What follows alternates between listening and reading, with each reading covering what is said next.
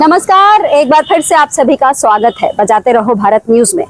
एक डायलॉग आपने सुना था कि मैं तुम्हें भूल जाऊं ये हो नहीं सकता और तुम मुझे भूल जाओ ये मैं होने नहीं दूंगी। और ये जो डायलॉग है ये पाकिस्तान से आई सीमा हैदर पर खूब सटीक बैठता है। वो इसलिए क्योंकि पिछले लगभग 2.5 साल से ये महिला अवैध तौर पर हमारे देश में रुकी हुई है, इसके खिलाफ कोई एक्शन नहीं लिया जा रहा है। अब इस डायलॉग को मैंने क्यों कहा, क्योंकि उसके केस को जिस तरीके से पहले दिन से मैं देखती आ रही हूँ, इस केस को लेकर आगे भी बढ़ी हूँ और आगे भी जब तक इस केस का समाधान नहीं हो जाता बराबर बात करती रहूंगी। अभी मैं दिल्ली हाई कोर्ट के बाहर खड़ी हूँ, मेरे साथ सीनियर एडवोकेट अवधेश कुमार सिंह साहब हैं। अभी हम इसके दांवपेचों पर बात करेंगे कि आखिर सीमा हैदर को लेकर भविष्य में क्या कुछ हो सकता है और अभी तक अगर कुछ नहीं हुआ तो इसके पीछे क्या कारण है। बहुत सारे सवाल उठ रहे हैं, उसको भी हम लेंगे। सर, आपका बहुत बहुत स्वागत करूंगी। सबसे पहला जो मेरा सवाल है वो ये है कि क्या सीमा हैदर भारत सरकार को इतनी पसंद आ गई है कि ना उसके खिलाफ कोर्ट आगे बढ़ रही, कचहरी आगे बढ़ रही, सरकार आगे बढ़ रही, ऐसा कुछ है क्या?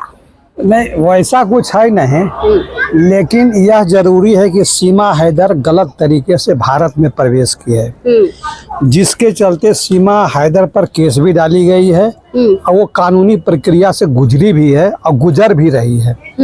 सबसे बड़ा समस्या है कि किसी भी देश का, भारत में जैसे दुनिया में 193 देश है जो संयुक्त राष्ट्र संघ का सदस्य है, हर देश के अपने कानून में ये बात रखी हुई है कि कोई भी देश में अगर कोई क्राइम करता है किसी दूसरे देश के नागरिक, तो उस देश का जो है समस्या का हल या कानूनी हल उसी देश में होना है। अगर भारत में उसने गलत तरीके से प्रवेश की है तो भारत के कानून के तहत उसको गुजरना होगा और उस कानून के समाधान के बाद जो आप प्रश्न कर रहे हैं कि वो कब तक यहाँ रहेगी, उसका निर्धारण किया जाएगा।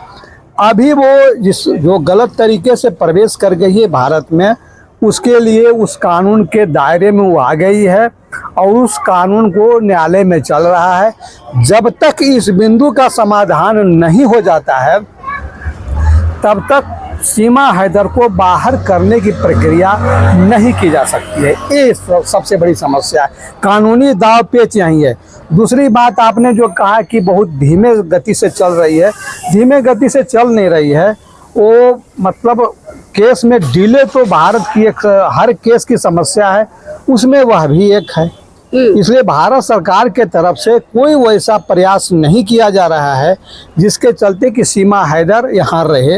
हाँ, ये जरूर है कि केस का निष्पादन हुआ और केस का निष्पादन होने के बाद आप देखिएगा कि इंटेलिजेंस ब्यूरो ने क्या उसके अगेंस्ट में क्या लाया है, कब केस तैयार किया है, कैसी नागरिकता और किस नागरिकता के तहत आई है, किस इच्छा से आई है, क्या उसके दिल में विद्वेष है, ये सारी बात सामने देखिए। सवाल ये भी उठ रहा है, आपने अभी कहा कि अगर कोई व्यक्ति भारत में आकर क्राइम करता है तो उसके खिलाफ जो यहाँ पर कार्रवाई होती है, कोर्ट में केस चलता है।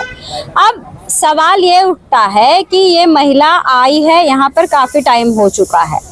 अब ये बार बार वो अपनी तरफ से भी बात रखती है, इनडायरेक्टली ये भी कहने की कोशिश करती है कि मुझे यहाँ नागरिकता मिल जाएगी। तो सवाल ये उठता है कि एक महिला जो भारत में बगैर वीजा के घुसी हो, अपने 4 बच्चों के साथ घुसी हो और साथ ही वो पाकिस्तान से आई है, तो पाकिस्तान की अपनी नागरिकता छोड़कर तो आई नहीं है कि उसने लिखित में दे दिया हो कि मैं भारत भाग रही हूँ, आज से मेरी नागरिकता खत्म। तो ऐसे सिचुएशन में क्या 1% भी संभव है कि उसको भारत की नागरिकता मिल जाए? क्या ऐसा कोई कानून में प्रावधान है? देखिए, इसमें बात यह है कि भारत की नागरिकता के लिए जो आवेदन दी जाती है, अभी तक जो हम लोग को सोशल मीडिया से जानकारी मिली है कि वह तो वो भी प्रक्रिया में अभी नहीं की है, इसलिए कि इलीगल ढंग से वो आई है। आपने सही कहा कि उन्होंने 4 बच्चों के लेकर के आई, उतना ही नहीं, वो पहला जो पति है उसका, मुस्लिम पति जो पाकिस्तानी है, उसको वो डाइवोर्स भी नहीं दिए। गुलाम हैदर। हाँ, उसको डाइवोर्स भी नहीं दिए, दूसरी शादी भी यहाँ रचाई है। गलती तो कई बार की है, कई तरह से उन्होंने गलती किया है, तो उस हर गलती का उसको निराकरण भारत के कानून के तहत करनी ही पड़ेगी। और भारत के कानून के तहत अगर मौका मिलेगा, अगर समय मिलेगी, तो उसको यहाँ से बाहर जाना ही पड़ेगा। कोई उसको रोक नहीं सकता है। वकील साहब ये बताइए, बिल्कुल हम भी इस बात से आश्वस्त हैं कि चाहे कुछ भी कर लो, जो कानून है उसकी तरफ से जवाब थोड़े लेट से जरूर आता है, लेट होगा, लेकिन जवाब जरूर आएगा और उसी का इंतजार पेशेंटली करना है। मेरा अगला सवाल है कि बार बार जो एक बात आपने भी कही कि वो कोई गलती करती है, नहीं करती है और गलती कर रही है, तो इसमें मैं आपको एक आध गलतियां भी सामने रखती हूँ। जैसे कि सीमा हैदर जब यहाँ आई, जेल गई, तो जब उसे बेल मिली तो बेल का कई आधार था, उसमें 3 जो है शर्तें उसको दी गई थी। एक तो था कि तुम भारत नहीं छोड़ोगी, एड्रेस नहीं बदलोगी, और तीसरा सबसे जरूरी था कि कोई नया अपराध नहीं करोगी। ठीक है, तो अब उस भारत नहीं छोड़ी, वो ना कोई अपना एड्रेस बदली हो, वहीं रह रही है, लेकिन तीसरा जो पॉइंट था कि कोई नया अपराध नहीं करोगी, तो यहाँ जिस तरीके से हम देख रहे हैं कि वो सोशल मीडिया का इस्तेमाल कर रही है और खुलेआम बताती है कि सोशल मीडिया के जरिए मैं इतने पैसे कमाती हूँ हर महीने। फिर जिस तरीके से उसको अभी देखा गया कि वो अपने घर से बाहर घूम रही है, खेतों में घूम रही है, कहीं भी जा रही है, वीडियो बना रही है, कभी वो शॉपिंग करती हुई दिख रही है, तो ये सारा कुछ तो उल्लंघन के दायरे में है। एक तो आप विदेशी हैं, आप अगर अपना देश छोड़कर इलीगल तौर पर हमारे देश में घुसे हैं, तो क्या आपके पास अधिकार है कि आप यहाँ बैठकर कमाई कर सकें? चाहे कोई भी जरिया हो, सोशल मीडिया हो या चाय की दुकान खोल लो या कुछ भी करो, क्या ये संभव है? आप भी कहेंगे नहीं है, कानूनन गलत है। तो इस तरीके के अपराध वो कर रही है, इस पर आप क्या कहना चाहेंगे? इस पर आप ध्यान से आप देखेंगे कि सोशल मीडिया में जिस व्हाट्सएप से या और भी दूसरे जो एजेंसी है उसमें, हाँ जो भी है, जिसमें से आई हो, वह उसके नाम से नहीं है, उसके पति के नाम से है। और पति के नाम से है तो पति जो है सो अगर वीडियो बनाता है तो उसमें उसको दोष आप कैसे दे सकते हैं? यही तो यहाँ पे मैं आपको करेक्ट करती हूँ। उसका पति जो है वो आम आदमी है, उसका जो चैनल है, चैनल की जो फेस है वो सीमा हैदर है। जैसे ये चैनल मेरा है, मैं इस चैनल की फेस हूँ, मुझे पब्लिक मेरी देखना चाहती है क्योंकि उसको पता है बजाते रहो भारत न्यूज यानी श्रावणी मिश्रा, तो मैं खड़ी हूँ तभी पब्लिक मुझे देखेगी ना। मैं जिस दिन खड़ी नहीं होंगी, पब्लिक मुझे मतलब चैनल कम देखना शुरू करेगी। तो उस चैनल का जो मेन फेस है, आप समझ जाइए, जैसे मान लीजिए एक दुकान आप खोलते हैं, दुकान के सामने आप लिख देते हैं टिक्की की दुकान, यहाँ आइए चाट टिक्की खाइए। अब चाट टिक्की की जगह आप वहाँ पर कुछ और बेचने लगेंगे, पाव भाजी बेचने लगेंगे, तो लोग आना कम करेंगे ना, क्योंकि जो टिक्की पसंद करता वही आएगा। तो एक कहने का मतलब ये है कि सीमा हैदर जो है उसके जरिए ही ये चैनल चल रहा है। आप उस चैनल से अगर सीमा हैदर का चेहरा हटा दें तो कौन देखेगा उसका चैनल? तो इनडायरेक्टली तो कमाई उसी के जरिए हो रही है ना। ये इस प्रश्न में थोड़ा सा दम है जो आप कहने जा रही है, लेकिन व्हाट्सएप जो है, जो अपना नियम और कानून के तहत जो इस भारत में प्रवेश सोशल मीडिया, हाँ नहीं, भारत में जो प्रवेश किया, व्हाट्सएप जो प्रवेश किए हुए है, उसमें वैसा कोई प्रावधान नहीं है। व्हाट्सएप में समझे नहीं, उसका वीडियो तो यूट्यूब पे आता है। यूट्यूब ने व्हाट्सएप को जो सहूलियत दी, जिस कानून के तहत उसको छूट दिया है, उस छूट में कोई विशेष इस हिसाब का प्रावधान नहीं। गूगल, हाँ, जैसे मान लीजिए आप चैनल चला रहे हैं, तो आपको यह अधिकार है कि अगर कोई चोर भागता हुआ जा रहा है तो उसको भी आप वीडियो बना सकते हैं, उसको वीडियो दिखा सकते हैं। लेकिन चोर को वीडियो दिखाना कानून अपराध नहीं माना जाएगा, इसलिए कि वो भागा जा रहा है। हम सोशल मीडिया में इस बात को हम रख रहे हैं, तो सही है। लेकिन वकील साहब, चोर को तो मैं कभी कभी दिखाऊंगी ना। अगर रोज चोर सामने आ जाए उसी चैनल पे, तो यानी कि चोरी वही कर रहा है। नहीं, आपका प्रश्न ही जायज इस मामले में है कि इस प्रश्न को उठाया जाना चाहिए, जिससे कि ये कोर्ट के संज्ञान में ये बात आनी चाहिए, क्योंकि कोर्ट को भी संज्ञान में जो बात देनी चाहिए। तीसरा जो मैं कंडीशन बार बार कह रही हूँ कि कोई नया अपराध नहीं करेगी। चलिए, ये तो एक बात रही। दूसरा अपराध मैं बताती हूँ। दूसरा अपराध उसका ये सामने रखा गया कि जब वो भारत आई तो अपने साथ 4 बच्चे लेकर आई, और खुद उसने जो दावा करती है कि मैं शादी कर ली हूँ, जो कि इलीगल माना जाएगा तब तक जब तक वो पुराने पति से डाइवोर्स नहीं लेती है। सबसे बड़ी चीज कि अगर आप भारत में किसी बाहर के देश से आ रहे हैं तो आप अपने देश से पहले अप्लाई करेंगे शादी के लिए, अनुमति मिलेगी तब प्रॉपर आप आके शादी करेंगे। ऐसा नहीं कि आप तारों के नीचे से आ जाइए, शादी कर लीजिए, फिर अपने आप को लीगल बताने लग जाइए, तो वो शादी वैलिड मानी नहीं जाएगी। सही कह रही हूँ? सही कह रहे हैं। अब मैं बताती हूँ। वकील साहब जो 4 बच्चे लेकर आई, चारों बच्चों का कहती है कि ये मुसलमान से हिंदू हो गए हैं। तो हमारे देश में कोर्ट ने एक बहुत बड़ा एक कानून बनाया है धर्म परिवर्तन का, कि अगर बच्चे का धर्म आप परिवर्तित कर रहे हैं तो इसमें दोनों, अगर बच्चे माइनर हैं तो दोनों माता और पिता दोनों की सहमति होनी चाहिए। सही बोल रही हूँ? सही बोल रहे हैं। तो बिना उसके पिता की सहमति के इसने चारों बच्चों का नाम भी बदल दिया, हिंदू नाम, उनसे पूजा पाठ भी कराती है और खुलेआम कहती है कि मेरे चारों बच्चे अब हिंदू हैं। इस पर आप क्या कहना चाहेंगे? आप सही कह रहे हैं। जो प्रश्न आपने उठाया है, सबसे बड़ी चीज है कि इस्लाम धर्म में ये बात लिखी हुई है कि कोई भी पत्नी जो इस्लाम धर्म को मानती है, बगैर उसको छोड़े हुए वो दूसरी शादी नहीं कर सकती है। ठीक है। एक तो यहाँ पर प्रश्न हुआ, इन्होंने अपने पति को डाइवोर्स अभी तक नहीं दिया। कहीं पर एक कानूनन रूप से नहीं दिखाई पड़ता है कि इन्होंने भी अपना धर्म को परिवर्तित कर लिया है। कानूनन दिखाई नहीं पड़ रहा है। कह रही है कि कह रही है, ठीक है, कह रही है। कानूनन का मतलब क्या, ये बताइए। कानूनता कैसे कोई दिखाएगा? कैसे? मान लीजिए कानूनता है ना कि हमारे आर्य समाज ने धर्म परिवर्तन, वहाँ मंदिर में लोग जाता है, धर्म परिवर्तित करता है, उसका सर्टिफिकेट वहाँ पर से गेन करता है। ये तो ये प्रक्रिया यही है कि कहीं भी मंदिर में जा करके आपने धर्म मतलब उसके लिए आपको प्रॉपर मंदिर में जाना होगा, वहाँ के पंडित जी आपको बिठाएंगे, प्रॉपर धर्म परिवर्तित कराएंगे। मतलब अगर आप ये सब प्रक्रिया नहीं फॉलो करेंगे तब तक नहीं माना जाएगा। कैसे माना जाएगा? खाली आप कह देंगे कि हम हाँ, ठीक है। और बच्चों की बात? बच्चों के तो आपने सही कहा कि माता पिता की सहमति जरूरी है। तो अभी वो जो चारों बच्चा है उसका पिता भी, इसको आप नहीं अभी कह सकते हैं, जो उसका हैदर के पति है जो हिंदू है, आप नहीं कह सकते, वो गलत हो जाएगा। उसकी सिर्फ माँ है, पिता नहीं है अभी। नहीं, मतलब जिससे वो भारत में शादी की है उसकी बात कर रहे हैं ना, जिसका नाम सचिन है। हाँ, तो सचिन उसका पिता नहीं है। कैसे उसको मान जाएगा? पिता उसको मान जाएंगे? वो बच्चे पापा पापा बोलते हैं। तो पापा बोलने से हम लोग किसी को चाचा बोलते हैं, उनका भतीजा हो गया। ये तो नियम है। इस कहने का वो होता है कि खून से तो हम भतीजा नहीं है, व्यवहारिक रूप से हम उसका भतीजा। व्यवहारिक रूप से वो बाप है, लेकिन खून से या कानून की नजर में वो बाप नहीं है। अच्छा, ये अडॉप्ट करने की क्या प्रक्रिया होती है? मान लीजिए कोई औरत अपने बच्चे को लेकर आ जाए, उसके बाद किसी तीसरे मर्द के साथ रहने लगे, जिसको इलीगल रिलेशन कहते हैं, और उसके बाद उन माइनर बच्चों को जिनको इतनी समझ नहीं है उसको कह दे कि इनको तुम्हें पापा बोलना है। क्योंकि उनके लिए तो अगर बच्चों को ये सिखाती कि सचिन बोलना तो सचिन बोलते।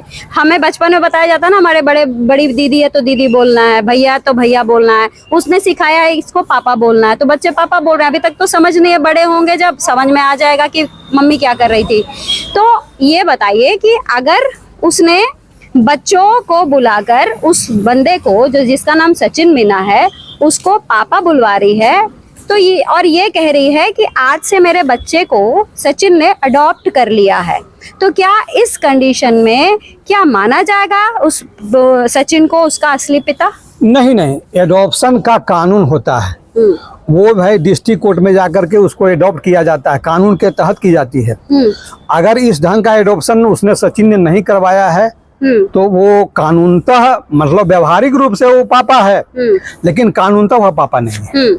मतलब उसकी एक प्रक्रिया होती है। प्रक्रिया होती है। अगर आप कहीं पे मान लीजिए वो लिखित में दे दे कि सीमा हैदर पाकिस्तान से आई, 4 बच्चे लेकर आई, जिसको मैं अडॉप्ट करता हूँ, प्रधानमंत्री जी आज से ये 4 बच्चे मेरे हैं, या राष्ट्रपति जी ये 4 बच्चे आज से मेरे हैं, तो क्या उसको मान लिया जाएगा? नहीं माना जाएगा, कानूनतः नहीं है वो सही। अच्छा, कानूनतः वह सही नहीं है। अगर सचिन कहेगा कि चारों मेरा बेटा है, आप मैंने अडॉप्ट किया हुआ है। हाँ एडॉप्ट हम किया है, तो एडॉप्ट का पेपर होना चाहिए। एडॉप्शन ऐसे मुंह से नहीं होता है। एडॉप्ट के लिए पेपर होता है, उसमें प्रावधान है, उसके तहत कानून है। क्या किसी भी केस में ये संभव है कि उसको अडॉप्शन मिल सके तब जब सीमा हैदर एक इलीगल माइग्रेंट है, 4 बच्चे भी अभी तक इलीगल माइग्रेंट है, तो क्या संभव है कि बिना नागरिकता के उन बच्चों को अडॉप्शन मिल जाए? नहीं, मतलब उसके सचिन को नहीं, किसी भी सूरत में ऐसा नहीं होगा। चलिए अब हम अपने वही बेसिक सवाल पे आते हैं कि जो 3 कंडीशन में आखिरी था कि अपराध की श्रेणी में, तो क्या ये जो दोनों मैंने मामले आपको बताए, एक तो सोशल मीडिया का इस्तेमाल करके पैसे अर्जित कर रही है और दूसरा अपने बच्चों का धर्म परिवर्तित कराने का वो दावा कर रही है, ये अपराध की श्रेणी में आता है?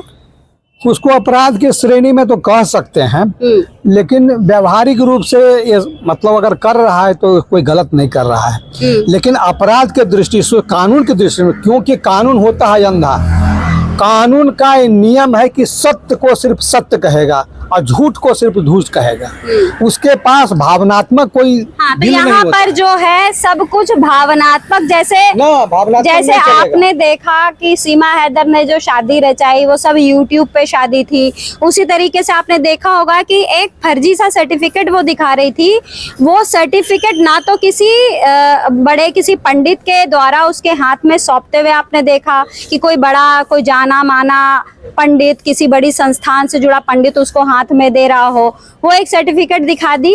और हम ये मान भी ले एक बार कि सीमा हैदर जो है अपनी मर्जी से, क्योंकि वो लेडी मेजर है, तो वो अपना धर्म परिवर्तित कर सकती है, लेकिन सवाल उठता है कि वो 4 बच्चे हैं जिसको लेकर भी ये दावा कर रही है कि ये बच्चे जो हैं हिंदू हो गए हैं, तो ये भी कहीं ना कहीं वो झूठ बोल रही है।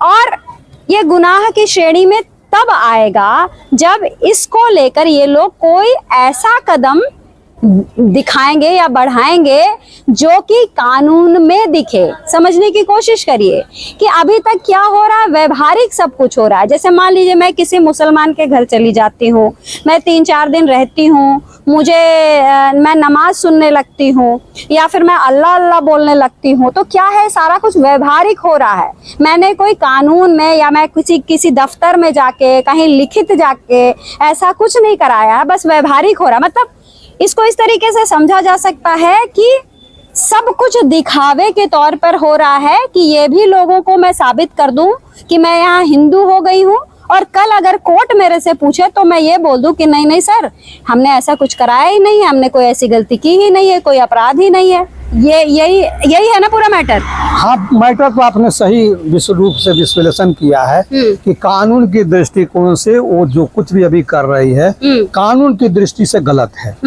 व्यवहारिकता सही है, उसका प्रेम सही है, ये सारी बात लेकिन अलग है। लेकिन उसका पर्सनल मैटर है। लेकिन कानून जब भी चलेगा तो कानून जब भी चलेगा तो सत्य को सत्य कहेगा, झूठ को झूठ कहेगा। अच्छा, एक आखिरी सवाल लूंगी वकील साहब कि जिस तरीके सारी चीजें दिखाई जा रही हैं, आप जो कह रहे हैं व्यवहारिक या भावनात्मक, जो भी लोगों को दुनिया को दिखाने के लिए, एक इसको ऐसे भी लिया जा सकता है कि ये टाइम को कैसे एक्सटेंड किया जाए। मतलब टाइम को खींचा जा रहा है कि यहाँ पर टिके रहें, पैर जमाए रहें। लेकिन सवाल ये उठता है कि जिस तरीके से टाइम को लंबा खींचा जा रहा है, कहीं भी 1% उम्मीद की जा सकती है कि ये खींचते खींचते खींचते खींचते ये महिला जो है यहीं टिक जाएगी। देखिए, कानून का यहाँ तो अभी जो समस्या चल रही है, हम लोग तो अधिवक्ता हैं, लंबा समय बिताया। एक छोटी सी केस 25 बरस 20 बरस का है, इसलिए कि वो पहले डिस्ट्रिक्ट कोर्ट में चला केस, डिस्ट्रिक्ट कोर्ट हारा या जीता, रिजल्ट बताइए, वो मुझे पता है लंबा चलता है, रहेगी नहीं उसके रहेगी। बाद सुप्रीम हाई कोर्ट जाएगा, उसके बाद सुप्रीम कोर्ट जाएगा, तो सुप्रीम कोर्ट के बादे में निर्णय लिया जाएगा। जो भी निर्णय होगी सुप्रीम कोर्ट का, हाँ। उसके बादे में इस पर प्रक्रिया होगी कि तुम भारत में रहोगी या भारत में ना रहोगी। अरे भाई, लेकिन जो इलीगल आया है यहाँ तो रिजेक्ट पर, होगा। उसका कोई कहीं दूर दूर तक कोई किरण है कि ये इसको नागरिकता मिल जाएगी? नहीं, उसका तो नियम या ये कहीं यहाँ रहे, जो जिसको नागरिकता ही नहीं तो कैसे रहेगा भाई? नहीं, सवाल ही नहीं है। ऐसे भी पाकिस्तानी बहुत सारे लोग जो आए हैं, मतलब विधिवत भी आए हुए हैं, कई बरस से रह रहे हैं, उनकी नागरिकता कहाँ मिली है? हमारे संसद में हमारे गृह मंत्री ने एक बार कहा था कि हमने पाकिस्तानी लोगों को नागरिकता दी है, जिसमें 500 या 600 कुछ समथिंग, मतलब यही रहा उसका गणना कि उतने लोगों को हम नागरिकता दी है।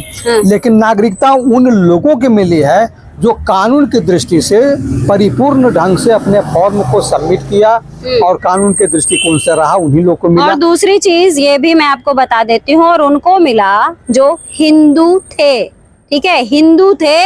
और जिन्होंने जो लोग यहाँ आए हैं, जो विस्थापित होके जो लोग यहाँ पहुंचे, या कुछ ऐसे पाकिस्तानी हिंदू भाग कर आए, अपनी जान बचा कर आए, तो हमारे कानून में भी प्रावधान है कि अगर किसी दूसरे देश का व्यक्ति अगर माइनॉरिटी में है तो उसको भारत देश पनाह देता है, और अगर वो सारे कंडीशंस फुलफिल करता है तो उसको नागरिकता भी दी जाती है ना। लेकिन जो महिला शुरू से ही मुसलमान है, यहाँ आने के बाद कहना शुरू करे कि मैं हिंदू हो गई हूँ, तो संभव है?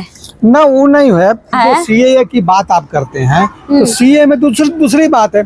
सीएए में तो सिर्फ यही है कि जो 3 देश है, अफगानिस्तान और पाकिस्तान और बांग्लादेश, मुसलमान छोड़ करके जो भी यहाँ आएंगे, कानून के दृष्टिकोण में अगर सही तरीके से आए हैं और उन्होंने सही समय उसका हो गया है, उसकी नागरिकता उसको दी जाएगी।